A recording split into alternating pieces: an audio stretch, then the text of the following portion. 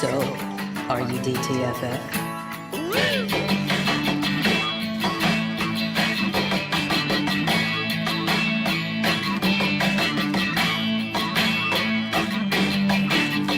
Once again, here is Drinking and Talking Fantasy Football with your hosts, Dustin Lunt and Jake Trowbridge. And welcome back to the Drinking and Talking Fantasy Football podcast. Happy Tuesday, everyone. I am your host, Dustin Lunt. Happy to be here. Always a good time talking about fantasy football. We've got a great episode for you guys all this evening. We are going to be talking running backs. So we are going to be talking all things running back, surprises from last season. We're going to maybe dip into rookies a little bit where we think they're going to place, top 12 for next year, possibly, and whatever else we decide to talk about. But before we get into it, I need to introduce my co-hostest with the mostest, Jake Trowbridge. How are you doing, Jake? I'm honored that you said that I have the mostest, even though that's grammatically incorrect. I know where your heart was, and that's the important thing. I'm doing pretty well, sir. I'm doing pretty good and well. How are you? Oh, terrific. I'm always happy to be here. As we were talking before we started recording here, kind of a rough day work-wise, but fantasy football just makes that better. Let's be honest. Anytime I get to talk about this, it just lightens my day and makes me instantly in a better mood. So I am so stoked to be here. What about you? It's the best Band-Aid. It's the best Band-Aid. It's the best medicine. It's, all that apple a day keeps the doctor away garbage, but you replace that apple with fantasy football, it, holds some merit, I think. Yeah, absolutely. Absolutely. So before we get into,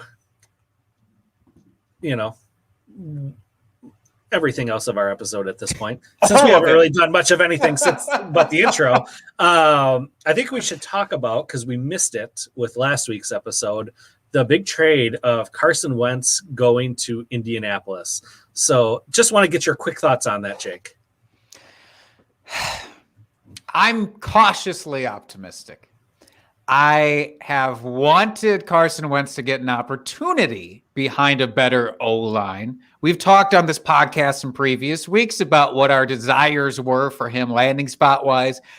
And Indianapolis was certainly a better locale than Chicago for him in his situation. So from fantasy perspective, I'm cautiously optimistic about Wentz. I don't know how to feel about all of the other weapons in Indy after this. Truly, I don't know if it moves the needle up or down for Jonathan Taylor. I doubt it. I don't know if it moves it for any of the other pieces there. I'm curious more than anything. Yeah, obviously he needed to get out of Philly. Let's be honest. That was just a very toxic no-win situation for any of the parties involved there. So the fact that they were able to move him and got what they could, I think that was a good move. I do like this for Carson.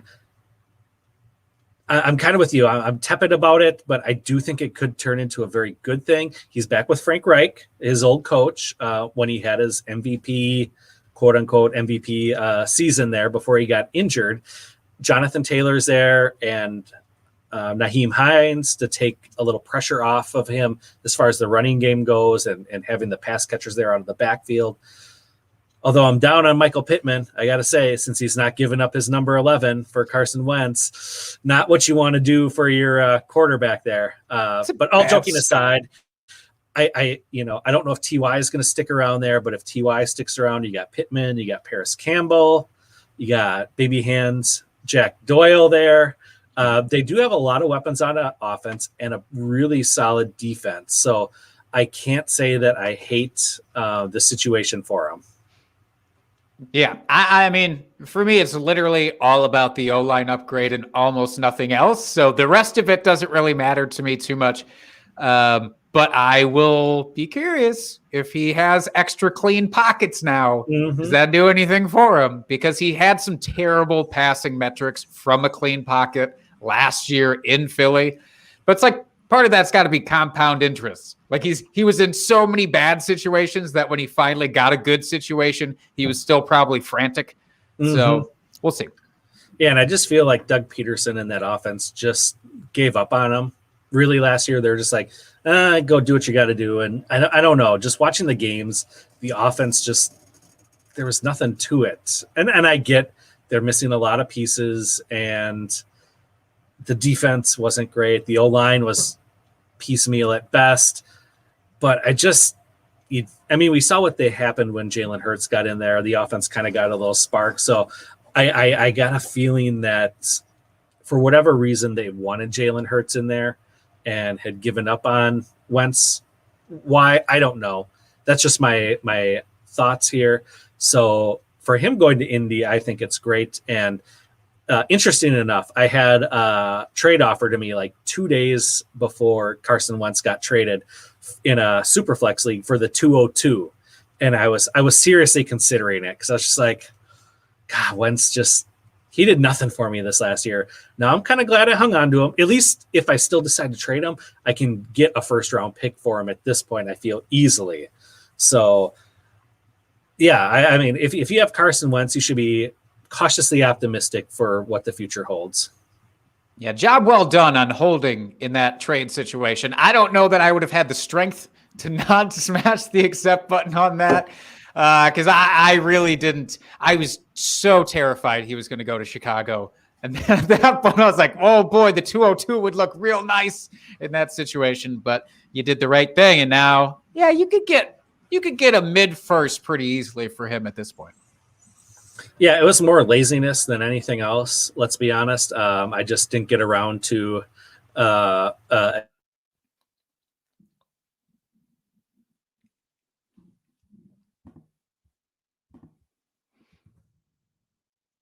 so now that we finished that little bit of house cleaning, cleared the headlines out. What are you drinking this week, Jake? This is clear out your fridge time in my household because I haven't made a pit stop to the grocery store lately. But good thing I have some quality options still. I am drinking an Erdinger Weissbrau Dunkel. This is an exotic beer for my taste in that it comes from Germany. You know, it's nice. A legit import. So I'm fancying myself up here a little bit. I like a good Dunkel. Dunkel is just a little darker than like a typical wheat kind of thing. Mm-hmm. It's a little maltier. But this one is not overly malty. It's a pretty, I don't want to say bitter even, but it's on the cusp of bitterness. It's pretty good. It's just pretty good. Yeah, I love Dunkels. That's one of my more underrated styles of beer. You don't see them that much here, at least in Madison, you know, where we're at. You don't see them that often at the liquor stores, but when I do, I tend to buy them because they are such a good you're drinking a dark beer, but it doesn't have that like stout or porter darkness to it. It's a very light, dark beer, if that makes sense. Yeah, easy drinking, very easy drinking. Yeah. So I love that style. And anytime I can get my hands on them, I friggin' love it. What are you indulging in this week? I am drinking a homebrew this week. I'll just put it up to the camera so you can get the color. This is a barley wine. It's been aging for a year now. So I brewed it last February, and I bottled it February 7th to be exact. So we're just over a year, and I finally decided to crack it open because typically you want to wait 6 months to a year because you need to let it age because it is a higher alcohol beer. So I let it age. Oh, and it tastes fantastic. It's got it's kind of got that caramely flavor to it. And it's got like a little plum flavor to it. It's such a good beer. Comes in just under 10%. So it's a little bit higher octane, but not high octane like you see from the commercial barley wines. I am really excited how this turned out, and I'm loving every minute of it. I was going to ask if it had that fig taste, because when I think of barley wine, I think of fig, like a fig Newton dissolved into a beer. That's what I get. Yeah, it has some of that, and it's like I said, it's first time I've ever brewed one, and I will probably brew one again because it is excellent. Nice. I dig it. Can I just make one comment about this Dunkel here? You can make more than one if you want. Okay, I've already made several, but I felt like one addition here was important. When I drink beer out of a bottle, which is pretty rare these days because most craft breweries have moved to canning because they finally figured out how to get cans to taste as good and fresh as a bottle. But when I finally drink bottles again, I drink them so much slower. There's like that, it's such a small opening there. It really takes almost some extra effort to get all of the beer out. I don't think I like it. I think I need to be pouring these into glasses from here on out. Well, from the sounds of it, I think we're going to be seeing more bottles back in the coolers at liquor stores. Apparently, there's an aluminum shortage for beer cans. Oh. So because everybody's doing cans, and then with COVID, obviously, and things like that, there's a shortage right now for aluminum for beer cans. So you could see a shift back to bottles now, like there was a few years ago. So well, fuck me. Now I really am gonna have to pour everything out in glasses. Sorry to disappoint you. It's fine. You know what never disappoints me? What's that? Our favorite segment. Drunk, hammered drunk. Drunk trade of the week. Is it that? That's exactly what it is. Our drunk trade this week comes in from @Alexa Trade Talk. Hello, Alexa. Hi, Alexa. I am in a league with Alexa. It happens to be my favorite dynasty league. She happens to be one of my favorite people in all of my leagues. So I was excited. Can I just interject here for a second? Are you just saying it's your favorite dynasty league because it involves these people and we're talking about it? Or is it just truly your favorite dynasty league? Yes. It's like picking children. They're all your favorites. There are some that are distinctly not my favorites, but this one is in the upper echelon at the very least. Fair enough. Don't you try and undercut my sweetness, God damn it. But this trade from Alexa, it's a Superflex Dynasty. It is not my league. This trade does not come from my league. This comes from a different, presumably worse league. But she traded away the 103, and this was recent. Okay. This was only a couple weeks ago. She traded away the 103 rookie draft pick to acquire J.K. Dobbins from @Dynasty Coach A. Hey, Dynasty Coach. Hey, Dynasty Coach. Who got the better end? Inquiring minds want to know. I guess it really depends how you feel about Dobbins. Personally, I'm assuming it's a Superflex PPR league. Mm-hmm. All right. Personally, I would keep the 103. I mean, if you're going for a running back, the first two picks are most likely to be Trevor Lawrence and Justin Fields. So then you've got your choice at 103 of the rest of the field that's out there as far as wide receiver, running back, or quarterbacks. From what I've seen, and my personal opinion is at the 103, you can get Najee Harris, who I know it's still landing spot dependent at this point, but depending on where he goes, he's going to be a stud and has all the attributes to be a 3-down running back in the NFL. Now, will he actually get that? Remains to be seen. Again, landing spot dependent, but I think at this point, I would have held out a little bit, maybe until after the draft to see where he lands. I just don't believe Dobbins is going to get the workload to be that number one running back. Spoiler alert for later in the episode here. But yeah, so I personally am not a fan of this trade. Again, it kind of depends on what we see once the NFL draft actually happens. But right now, I would have kept the 103. So this is interesting for me because you mentioned that Dobbins may not get the workload. And just to that point, if we flash back to 2019, before Dobbins entered the picture, when Mark Ingram was the kind of solo dude there outside of Gus the Bus, but outside of Gus Edwards, it was Mark Ingram, and he did finish as the RB11 that year. Presumably, that's a space that Dobbins could occupy. Gus Edwards is still there and could still very well vulture opportunities from him. But that is his peak, is he can finish as an RB1, I think. But I think you're also right. I typically don't like to give up that high of a rookie pick this much before the rookie draft happens.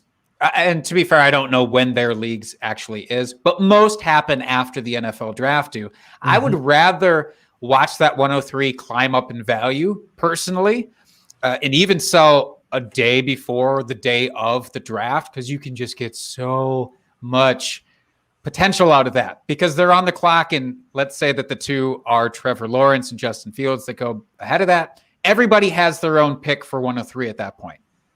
So if somebody really wants to make sure they get their guy, they're going to give you a lot to get that guy. But in a bubble, I actually think this is pretty even. In terms of the drunk trades we've had, I think it is fairly even from a value standpoint. As far as drunk trades go, this one isn't that bad. The other thing that gives me pause is Lamar Jackson is there, who can vulture touchdowns near the goal line as well. So, and we know touchdowns are very not sticky year to year. So I with that on top of it, I mean, personally, I wouldn't have made this trade. I'd have to be a lot drunker than this to make that trade. But yeah, as far as drunk trades go, it's not terrible, but I personally wouldn't have done it. Okay, so a little precursor then before we dip into the meat and potatoes of the running backs. To gauge your value on Dobbins, what if this pick was the 105? Would you make the trade then? Oh God, I didn't prepare for this. Yeah, I need to get your unedited opinion here.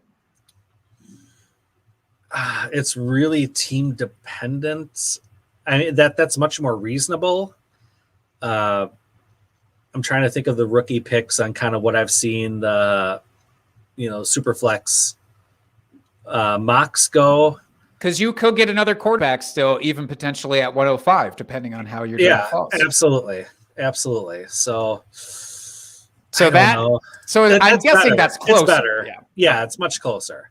Fair. Again, I think this fits into that. Do you want the sure thing, which if you believe Dobbins is a sure thing, then you go get it, or do you want the 103, which could be anything? It could even be a Dobbins. So it's just, do you want the supposed security, or do you want the pick? That's right. It could be anything. It could even be a boat. Exactly. So before we get into the heart of our episode here, I had told you, Jake, beforehand, since we're talking trades here, I am currently working on a trade in one of my leagues. Let's do it. And this is a 14-team Superflex tight end premium 1.5 league. So, yeah. So one of the guys in our league chat said, "Hey, I'm open to moving the 102 in this year's draft." And he's already got like 5 first-round picks this year and like 4 second-round picks and then like 4 first-round picks next year. So this guy's obviously in a productive struggle, rebuilding mode. But said, "Hey, I'm willing to move the 102 so that I can acquire more picks." So I had thrown out just as a feeler, and I didn't think it was a bad offer because personally I hate to throw out shitty offers. I want something that's fair for everyone. So you love it. So I sent him to get the 102. That was the only thing I asked for. I have the 107 this year.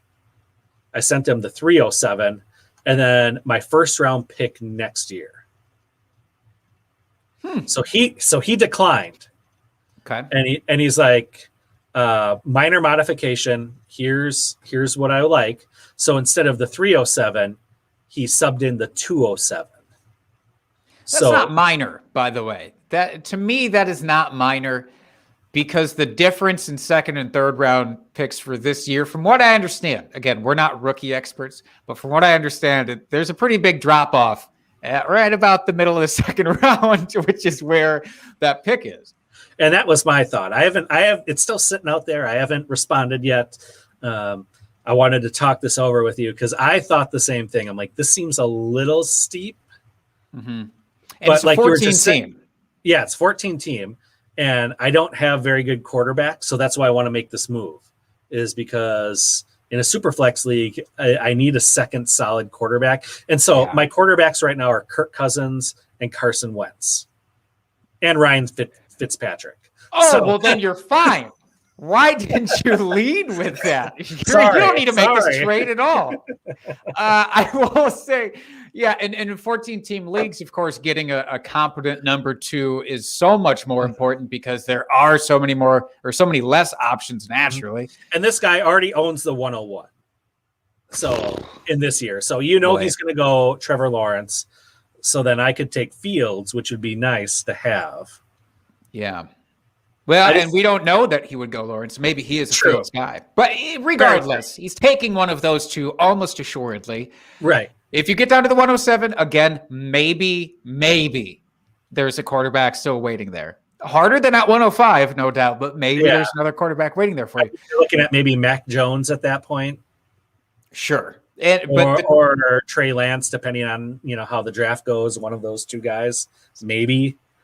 Do you have any other picks besides the 207 and 307? Is there anything between that? No. Okay. Boy, I would rather at that point throw in your 2022 second. As opposed to the 21 second. Uh-huh. That's a good thought. That would be my counter. Otherwise, I was thinking about trying to get because he has so many picks that maybe getting a later third back with the 102. Oh, so it'd sure. Be a 2 for 3 picks swap. There's always that maneuverability when you just have picks because the value is the value pretty much of those picks. So you can mathematically incrementally boost up that as much as you need to, I think. Either way, I'd be fine with if you left the 207 in there instead of the 307, but then you asked for a third in return. I guess you can start taking more dart throws at that point. But I would still rather. Okay. So, yeah, we have like a 35-person bench or team total, so it's like a very deep bench. Fuck, in a 14-team league, that's 35 spots. It's ridiculous. Yeah, it's a very deep benches. Who's rostering Steven McStevenson? And it's probably me because my team isn't Michael great. Michelson. There's oh my God! Even in a 12-team league, that gets to be dart throw by like round 26. So that's it's a very deep league, obviously for reasons because you want to throw together your best team possible and not have to rely on the waiver wire so much. But sure, all right. Yeah, I just wanted to talk that over a little bit just to kind of bounce it off of someone else here and let the fans out there of our podcast listen to how we talk through trades because we do this almost on a weekly basis. We're throwing trades. Hey, I got this offer. What do you think? Blah, blah, blah. So this one I want to give the listeners here a little insight to how we operate as far as our own dynasty teams. Give them a little taste, a little nectar, a little yum, yum, yum. Yeah, so we'll see. I promise to never do that again, by the way. We'll see what happens, and if I have good news or if I make the trade, I'll let you all know on next week's show. How's that sound? Okay. Well, Jake, do you want to give a quick word from our sponsor? You goddamn right I do. Our sponsor, presented by Monkey Knife Fight. Monkey Knife Fight, of course, is a premier daily fantasy sports website. Football is over. We all know we're all sad about it. However, they host tons of other sports. You got your baseballs, your basketballs, your hockeys, your soccers. I'm sure there are tennis and golf and lacrosse. MMA, boxing. MMA. It's everything. Literally all of the sports are hosted on Monkey Knife Fight. So if you want to dip your toes into other sports, which you should, then head over to monkeyknifefight.com. Sign up using promo code DTFF because that's our podcast. And you can get your initial deposit of $50 matched up to, I said $50, yeah? Your $50 deposit, you can get that matched anywhere up to $50. So head on over there and sign up. All right. Thank you for that, Jake. So we are going to get into running backs here. Similar to what we did last week, we're going to, I'll give you guys a quick queef? brief. Are you going to queef? No, I'm not on TikTok. I'm not going to be doing that. Okay. I'm going to give a brief overview of the top 12 running backs from this last season, and then we'll just start talking about RB cap situations, who could be a cap casualty, free agency, who's going to be switching teams, how does it affect your top 12, who's in, who's out of the top 12, rookie running backs, maybe where we see them landing, and then maybe talking about our early offseason rankings for next season. So to start off with the top 12, this is 1 through 12.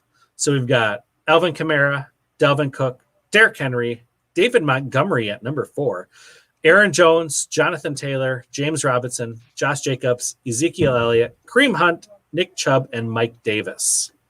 And this was all pulled from fantasydata.com. So, Jake, why don't you start by saying what are in the top 12 that we saw, what are some of the biggest surprises for you? For me personally, it was Aaron Jones, because at the start of this year, I did not think Aaron Jones was going to maintain his crazy high production from previous years.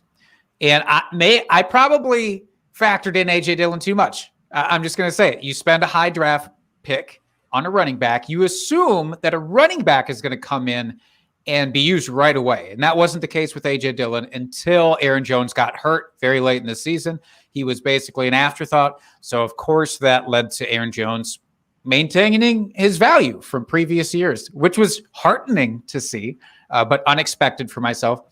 Also, I've been an Alvin Kamara guy. I will say that I was higher than most on Kamara coming into the season, but even I didn't expect him to dominate quite this much. Of course, when you have a 6-touchdown game, that's going to boost your overall standing. But even without that, he was very, very solid, very efficient with a scrambled quarterback situation. So you do have to give that to him. But, I mean, the headline here has to be James Robinson. James Robinson, undrafted free agent for Jacksonville. Not exactly a dynamite offense. And James Robinson, nary a peep from him this offseason, or rather from the coaching staff about him this offseason. Everything I'd seen, it looked like it was going to be a committee. Even after Leonard Fournette got traded away, it looked like a committee. And then injuries happened. So down goes Devine Ozigbo. Down goes Raquel Armstead. And hopefully he's okay. He's on the COVID list like 3 times. So let's hope he's all right. That's not a good sign. No, it's really not. We'll have to see if he comes back at all for next year. But Robinson got like 95% of the workload. And that's not even an exaggeration. And he looked good. He looked very good with it. I don't know if that maintains. We'll have to talk about that later. But it was crazy to see that this year. Yeah, for me, just looking at the list, obviously I think the big one, other than James Robinson, I think you spelled that out perfectly, but is David Montgomery coming in at number 4. That shocks me. I know he had, and we talked about it ad nauseum towards the end of the season when we were going into the fantasy playoffs, what a soft schedule he had. But the fact that he finished so high is shocking. I thought he would have stuck into the bottom of the top 12, not in the top 5. And then the other one for me is Mike Davis. Obviously with Carolina, Christian McCaffrey, everyone's preseason consensus number 1 running back for the most part. And when he went down, I did not expect Mike Davis to produce an RB1 season, just with the questions around that team and that offense. So the fact that he snuck into the top 12 is crazy to me. I fully agree. This is one of those situations where I'm kicking myself because when CMC did go down, there's always a rush, of course, to the waiver wire to scramble to pick up the backup. That's just that's how it happens. And in his case, I wasn't rushing. I wasn't rushing to pick up Mike Davis because, one, I didn't assume that CMC would be out for as long as he was. But I also certainly didn't feel that Mike Davis was going to come in and just crush. Obviously, he did. And when you get a top 12 production out of a handcuff like that, kind of low grade handcuff at that, then it's a league winning type of situation. So I regret not going in to pick up Mike Davis. I thought he would be like any number of those handcuffs that I tried to pick up last year that did me nothing. Nice. Yeah, it's like I said, there's so many questions with that offense and a new coaching staff coming in there that I don't think anyone expected that he would have done what he did this year. So obviously McCaffrey should be back and instantly inserted into the top 3 at a minimum of your rankings. If you have him any lower than that, you're probably doing something wrong. I'm not going to lie. That's very possible. Yeah, so let's talk here. I'm trying to get my stuff pulled up here, but let's talk about some of the free agents in the running back class here, because there is quite a number of interesting names. And I wouldn't say any. Well, okay, there's a couple. I wouldn't say any, but there's a couple big name free agents out there which could shake up the top 12. But a lot of them are more that mid, maybe RB2, RB3 range. So obviously the big one is Aaron Jones, free agent. Yep. Is he an automatic number 1 no matter the situation? Is his talent that good that he could just go into any system and automatically produce RB1 numbers like he has been? I think what we've learned recently is that no running back it has that capability. Running back is the most situation dependent for any of the positional skill players for fantasy. So no, I don't think I love him. I love him, obviously, but I don't see him going to the Jets and being an automatic top 12. There are plenty of landing spots that could degrade him. Houston, same deal, because there's so much unknown about there. If he goes to one of those teams, I don't think it's going to be a situation where he falls out of fantasy relevance, a la your Todd Gurley's, because that was more of an injury situation than anything. But he's not a lock to me, unfortunately. Mm-hmm. Yeah, same here. He's got the talent. He's just got to land in the right system. Personally, I don't think he's going to end up back in Green Bay.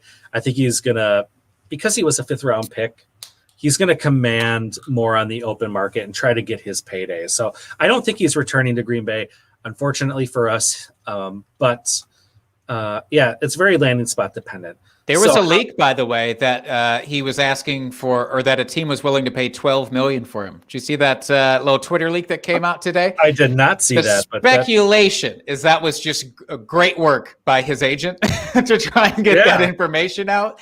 Because really $12 million for a running back? Whew. Yeah, absolutely. That's crazy. Next one on my list here, just looking over the names, Kenyon Drake. He was it transition tag? Or exclusive, transition tag this last year from Arizona and was paid something like $10 million. I don't see him returning to Arizona. I feel like Arizona is going to go out and either draft a running back or go out and get one of these free agents that fits in their system better than Kenyon Drake did. I know they traded for him in the middle of the previous season. For whatever reason, it worked well that partial season, but this last year, I know there was injuries and he played well. I mean, he had 955 yards and 10 touchdowns. So it's not like he had a bad season, but it was definitely not what we were hoping for going into the 2020 season. So I don't know, I don't have a good feel for it, but or a good reason why I should say, but I just don't feel like he's going to be back in Arizona. But he is probably a solid RB2 next season, pretty much wherever he goes, as long as he gets the volume and it's not a timeshare. Yeah, and that's super hard to project, though, too. There are so many.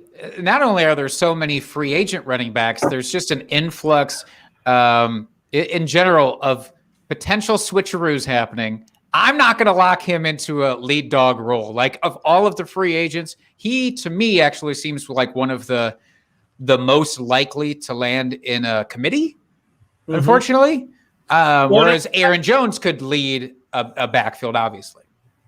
Yeah, I feel like the league is just in general going to more of that shared backfield, running back by committee, just to save the wear and tear, which honestly, from a real NFL perspective, is very smart. You don't want to burn out your best guys when you need them in the playoffs. So I get it from that perspective, but pretty much all the guys on this list, even Aaron Jones, I don't see as a necessarily 100% lead dog anywhere they go. Next on my list here, James Conner. What are your thoughts about him? I want to like him so much. His story, of course, is amazing. Battling and overcoming cancer. He looked great in Pittsburgh the 1 year we really got to see him be fully used. And ever since then, it's just he's been hampered with injuries. He's been used pretty ineffectively by Pittsburgh. I mean, the whole offense, we talked about it quite a bit, but that whole offense was just a bummer. You know, it was all very dink and dunk. It was all very short yardage, everything. And you would think that would lend itself to a quality running back situation, but it didn't. It still didn't. Not that James Conner was completely awful and useless, but certainly felt like that a lot of weeks. So if James Conner, I don't know. I mean, hey, if he goes to Jacksonville or something like that, I'll be the first to sign up. Because speaking about James Robinson, I'm still leery that Jacksonville will commit to an undrafted running back as their complete head running back next year. So I think they could bring in competition. And if they bring in somebody like James Conner, then I perk up a little bit. But otherwise, I'm not so keen. Yeah, I'm right there with you. Nothing to argue about there. So last one we'll talk about here before we move on from free agents. And I had to do a double take on this one just because I've never seen it like this. This is from Spotrac here that I'm looking everything up. And it's Christopher Carson. I was like, who's Christopher Carson? Oh, yeah, Chris Carson, running back from the Seattle Seahawks. So Chris Carson has a bit of an injury past, has a little bit of the fumbles, which I don't think we saw too much this year. It was more the previous season. When healthy, is punishing running back. Where would you like to see him land that would be a good fit for him? Ooh, I know this one. So there's a couple of landing spots where no matter where a guy goes, I'm going to be pretty excited about it based on the opportunity there. And one of those is Atlanta. If he goes to Atlanta, holy goodness, I'm signing up for Chris Carson. Because even if you get, 10 games of Chris Carson in Atlanta, you're going to be so happy those 10 games. Really, again, anybody that goes there with the new offensive scheme that should be in place, they're keeping Matt Ryan, they're keeping Julio, they're keeping all the other weapons. So whoever can get slotted in there, I'm pretty excited for him. The other spot that might be interesting for him is to put him in Miami. Somebody there, and I speaking of undrafted free agents, Myles Gaskin looked good there when he got the opportunities. But if they don't commit to an undrafted guy, let Chris Carson go there. And I wouldn't be as excited, but I would feel more comfortable having him as a solid RB2 there. Mm-hmm. Yeah, I like both of those. I mean, Atlanta was the first thought I had as well. What do you think the chances are of him returning to Seattle? It seems slight. Seattle does not commit to running backs almost ever. They just keep cycling through, whether it's new guys or crafty veterans like we saw with Carlos Hyde or any number of folks who've come through there, Christine Michael and his foray there. So no, I don't think it goes back. And honestly, I think it's like a 1% chance at this point. All right. Fair enough. Well, unless there's any other free agents you want to talk about here. There's one. Okay. There's one I'm interested to pick your brain about here. Lay it on me. I think he's going to be one of the most controversial, divisive people in the offseason for people to talk about. And it's Leonard Fournette. So Fournette he was playoff Lenny with Tampa Bay. Mm-hmm. He is an unrestricted free agent. Do they sign him? Does he get an opportunity elsewhere? And are you excited either way?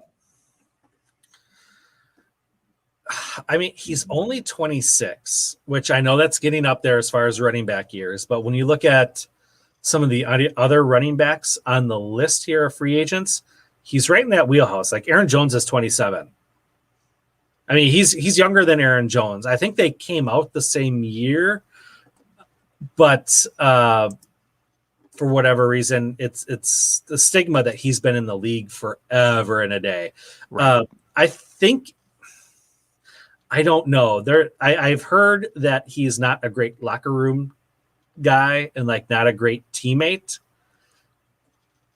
While he's produced on the field, I mean, even in Jacksonville, I didn't expect him to get cut before this last season because he had an RB1 season. He was one of my drinking buddies going into this season because I thought he was going to be the guy again in Jacksonville. Like I thought he had that spot pretty well secured, especially since he was still under his rookie contract.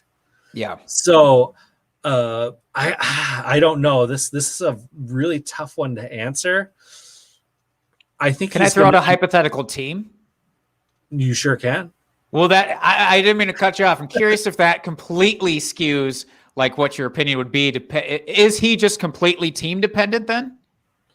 I don't think he's team dependent. I think wherever he goes, it's going to be a committee role for him. I think the days of being the lead guy, especially since he's not known for his receiving chops. I know in 2019 with Jacksonville, he had a lot of receptions that year, but that was kind of an outlier compared to what we've seen with the rest of his career and obviously this last season.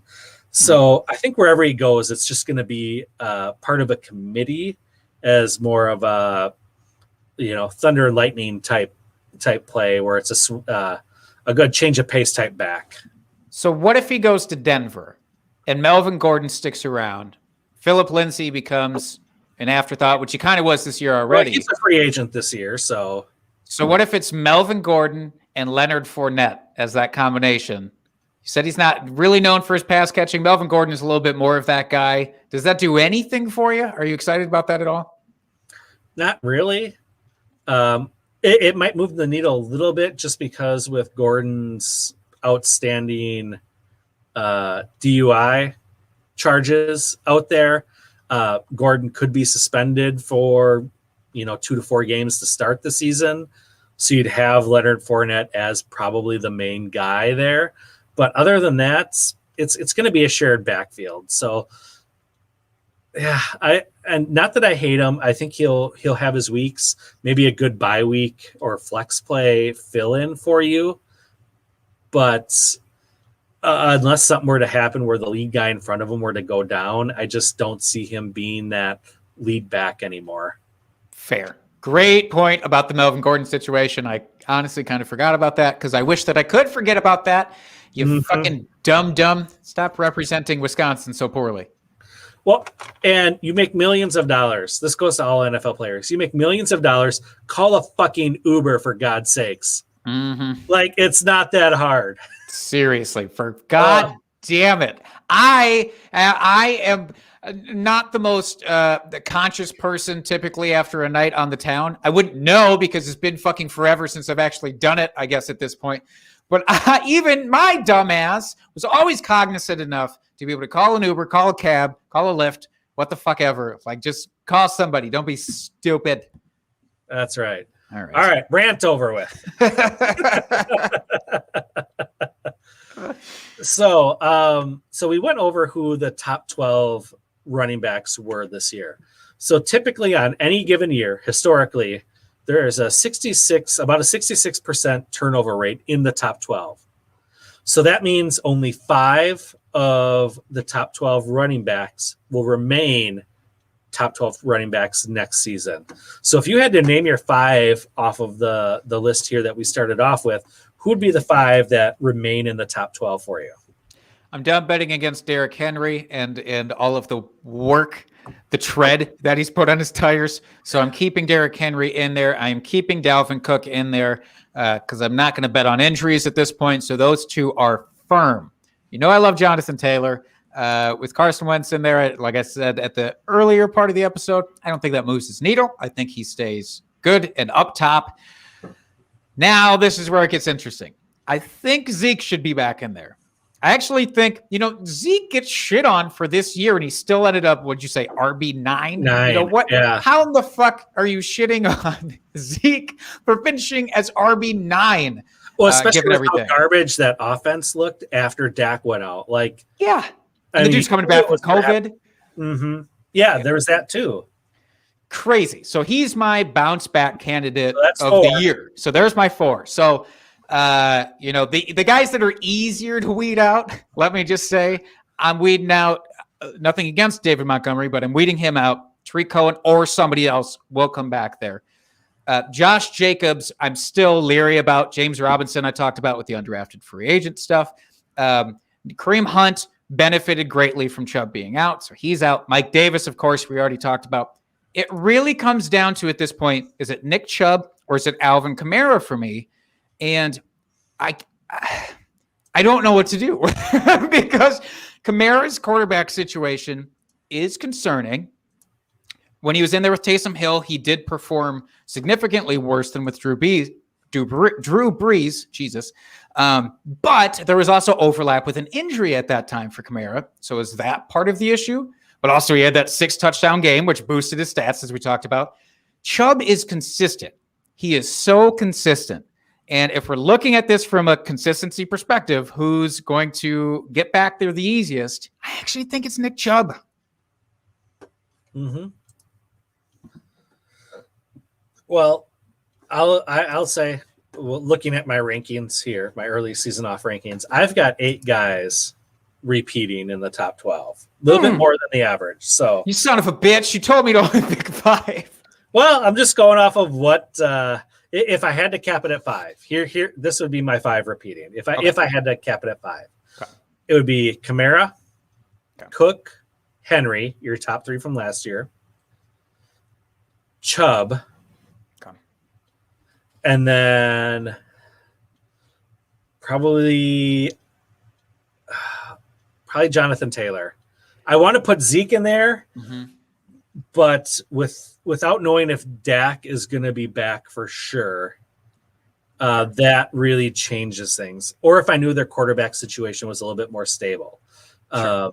If Dak is back, Zeke's automatically in the 5 for sure. Or if they were to bring in a different free agent quarterback or make a trade for another quarterback that was an upgrade from Andy Dalton, or who was the third stringer there, Niall or something like that. I don't remember the name. I literally don't remember. Let's say hypothetically, because I've seen this floated out there. Let's say they get Teddy Bridgewater. It's not Dak, but Teddy Bridgewater goes over there in some weird ass trade. He's just a respectable guy. Is that enough to put Zeke into your 5?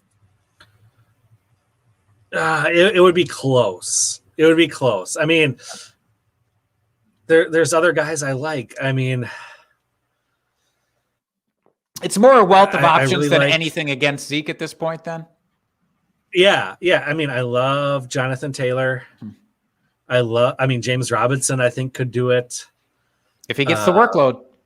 True. Very true. I think Antonio Gibson could sneak in there.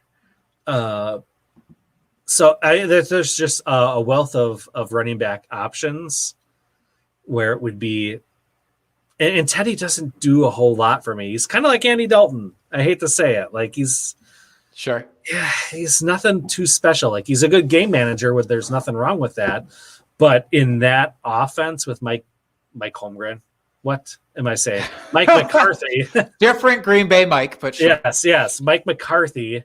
That's just, you need a very, very good quarterback in that spot to run that offense. And Teddy is not that. For what it's worth, I think Teddy's closer to Dak than Andy Dalton is closer to Dak, but that doesn't mean that Teddy is Dak. I just mean it would be an improvement. I don't think it's that big of an improvement, but Andy Dalton cannot run for shit. Andy Dalton can step backwards, and that's about it. The dude just can't move. Whereas Teddy, we've seen that upside, which I think is part of what's so crucial about Dak. But that's a debate for another episode here, probably. Can I ask, you mentioned Gibson, and how he could easily sneak in. So this part about them coming out, who would your picks be to move into the 12 that aren't in there this year? Well, here, I'll just get right into it and give you my early offseason top 12 right now. I like it. So this is 1 through 12. So I've got McCaffrey, Kamara, Dalvin Cook, Nick Chubb, Jonathan Taylor at 5, Saquon at 6, Derrick Henry at 7, Zeke at 8, Aaron Jones at 9, James Robinson at 10, Wow. Austin Eckler at 11, and Deandre Swift at 12. Wow. Deandre Swift cracking the top 12. That surprises me. I think he's going to break out this season. Whew. What if they bring back Adrian Peterson just for another year? It could happen, but I don't think Peterson would be the focal point with the new coach in there now. Yeah, we say that every year, and somehow I know he's a cyborg. You never bet against him. Him and Frank Gore, you just don't bet against him. I know this, but I'm assuming he's not going to be back. Okay. Wow. Aside from that, the other one that I'm curious about, and we'll have to talk about a lot this offseason as things change, is James Robinson. Because right now, if we're guaranteed that they bring in little competition for him in the backfield, then I'm with you. I am fully with you because the quarterback play should improve drastically. They have a ton of cap space to just fix their team in general. So I think that the Jags should be in a good spot and he in a good spot. But if I'm just terrified that they bring in somebody else. Yeah, and that's why this is early off season, before free agency, before the draft. Obviously, things will change depending on what happens there. But as things stand right now, and kind of what I think how free agency will go, hence why I have Aaron Jones at 9. That's my top 12. Interesting. Now, Eckler, I think a lot of folks might try and give you shit for this on Twitter, for Eckler being that high. He's only 11. That's not that high. Well, just being in the top 12 in general. I think because of, again, the influx, and one guy you didn't mention, and it's because we don't know where he's going, it's Najee Harris, for example. So maybe some people view him as a prospect that's so good, it doesn't really matter where he goes, which team he goes to. And he can just land in the top 12, which is bullshit, by the way. Again, situation is so crucial. I don't care how talented the running back is. But Eckler, if we look at his points per game, even from this last year, he was 16.5. He was in the top 12. For taking out CMC, who only played like 3 games, which kind of skews some things, he was in the top 12 already. So, and I don't see the Chargers as bringing in somebody else that's of a significant concern. We went through this last year where people were talking about the other dudes who turned out to be just Jags, basically, in that backfield. They still have Malcolm Brown and Joshua Kelly. Maybe they'll bring in another guy, but I have to imagine those 3 guys will still be the main 3 running backs on their team. And with Eckler coming back, I mean, like you said, you saw the points per game, you saw the usage before he got injured. And I think he could have came back sooner or at all, but I feel like they knew it was kind of a lost season. So why rush him back when there's like no shot at making the playoffs? Yes, I agree. By the way, Justin Jackson is in the backfield there, not Malcolm Brown. Malcolm Brown is in the Rams. Other LA running back situation. Thank you. But your larger point, I think, stands. Yes, he only played the 10 games. If he had played the 16, we're not having this same debate this year. I'm positive of that. So good for you. Putting him it's in not there. like I had him at RB3 or something. Like I had him at 11. Like that's not out of the range of possibilities. For sure. The one guy I am bummed to not see in your list thus far, and maybe he will creep his way in over the offseason, is Antonio Gibson, as we mentioned earlier, because I think that dude is he's the tits. And we barely got to see him as a pass catcher, which is where he thrived in college. He was a damn wide receiver that converted to running back. So I think once he gets more passing work this year, I think he's pretty much a locked top 10 running back for me right now, especially in Dynasty. And I think I could see him being, he could be in my top 6 by the end of this offseason, but we'll have to see how that goes. Yeah, the thing that concerns me is that J.D. McKissick was so involved in the pass game this last year, and I don't know why. I'll admit I don't follow the beat reporters out of Washington too closely to know if there was a reason why this happened. Maybe it's just because he was a rookie and they didn't want to pile too much on his plate. So that kind of concerns me if McKissick comes back because the coaching staff isn't changing.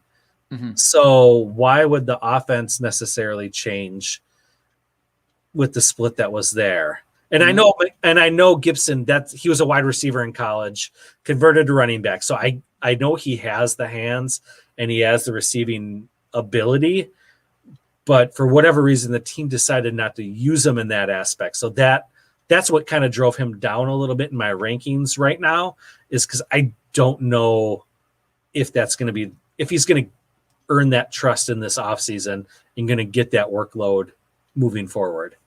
That's fair. My take, for what it's worth, which is not very much, but my take is that this weird offseason did actually affect a couple of things. Namely, I don't know how good he was as a pass blocker and how many opportunities he actually got there. And if that was part of the concern about him not being out there on obvious passing downs was related to that. And if it is, I do think that's probably something that would be resolved at least a little bit with a real, true, full offseason. So that's my hope anyways. We'll be keeping our eye out, certainly, for reports coming out of training camp this year for this kind of stuff. And honestly, I'm going to have my eyes peeled for Deandre Swift now that you put him into your preemptive top 12. Yeah, and it's it's weird. I mean, looking at how the top 12 finished off, and then looking at the rest of the top 36, your top 3 RBs. In your dynasty league, there's so many good names on there that it's like it's hard to place them all. I'm not gonna lie. You have guys like Melvin Gordon. We talked about Antonio Gibson, Chris Carson. He's been an RB1 in the past. You got CH, who was very highly drafted this last season, who didn't get a lot of play for whatever reason. Miles Sanders, J.K. Dobbins, they were all RB2s this last year. And it's just, the depth is just, I feel like the depth is just very deep for pretty much all positions except for tight end right now. Because we just, and we'll go through this same exercise next week with wide receivers. It's just like, there's so many names where like, oh, I love that guy. Oh, I love that guy. Oh, I love that guy. And it's like, well, they all can't finish top 12. They all can't be number one or finish as positional number one for you. So how does that all parse out for you? So it's a fun exercise to do, and I encourage all of our listeners to do that. But yeah, it's interesting. It's interesting. It happens every year. Everybody, if they don't do actual rankings, which often I don't. So I've been guilty of this in the past too. It's like my top 12 RBs this year, and you could list like 36 guys. Mm-hmm. It's like, oh, they're obviously not all going to fit inside the top 12, but every year there's this cycle of people just endlessly promoting these top 12 guys. And it's like, well, okay, which are truly the top 12? And which do you have to acknowledge are very good running backs in a good situation that aren't going to finish there because they fucking can't. But that list that you're talking about, that doesn't even account for rookies, that doesn't account for guys who fell outside of the top 36 this year, whether due to injuries, whether due to not getting enough playing time in their first year. I'm thinking Cam Akers. About like Saquon and CMC. I mean, those guys are easily top 5 guys. One would assume, yeah. But or at least top 12. I think you could easily say top 12. They're going to be an RB1. next season, assuming they don't get injured. I mean, those are two guys right there. And there's always the surprise guys like the James Robinson of this year, or the fact that Kareem Hunt snuck into the top 12 this year because of with Nick Chubb getting injured. So there's always guys that pop out of nowhere, either because of injury or the opportunity just works out for them. And it's fun trying to project those guys. It is fun / maddening, especially as you're trying to decide what to do in your dynasty leagues in terms of trades, because it's all projection at this point, and you're just assuming that you know what team they're going to go to, what the offense is going to look like around them, and none of us know anything, which is why I do just want to end on this little note for myself here in talking about running backs in general. When I am trading for them, I wait as long as fucking possible to trade for these guys because I don't think I'm good enough at predicting these landing spots and their situations. I'd rather pay full price, so to speak, when I know where they're going to be, or I have at least a good idea of where they're going to be and what it's going to look like. Mm-hmm. I'm kind of the same. I like to build my team, all the other positions first, get those pretty solid, and then wait on running back and then trade for running back later and trade some of the depth you have at other positions, specifically wide receiver for me, and try to then go for the championship once the rest of your team is solid. So that's my personal philosophy. I like it. All right. Any other last words here before we sign off for the evening? Yeah. Don't draft San Francisco running backs no matter what. That is very true and very fair, and I think we can leave it at that. So just like to remind the folks out there, we have launched our Patreon account. Go out there, find us, Drinking Fantasy, at the Patreon page. You can sign up for as little as $1 a month. The money you donate to us will go right directly back into the podcast so we can keep doing fun and new things for you here. You get the group me chat where you get access to Jake and I 24/7 and interact with all the other awesome people out there and have some great conversation. And you'll get some bonus material as well. In season, you'll get the waiver wire show weekly from us for your start sits and drop add waiver transactions. Please go out and give us a rate and review on Apple Podcasts. We truly appreciate it.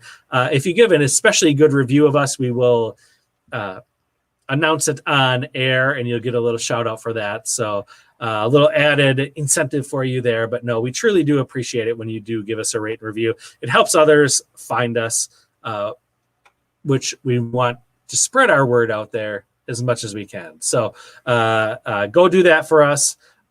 Jake, before we sign off, why don't you tell the folks where they can find you? You can find me at Jake Trowbridge on Twitter. And you can find the podcast at Drinking Fantasy. And you can find me at F Dusty Dog. And until next week, folks, keep drinking and talking fantasy football. Cheers, FFers.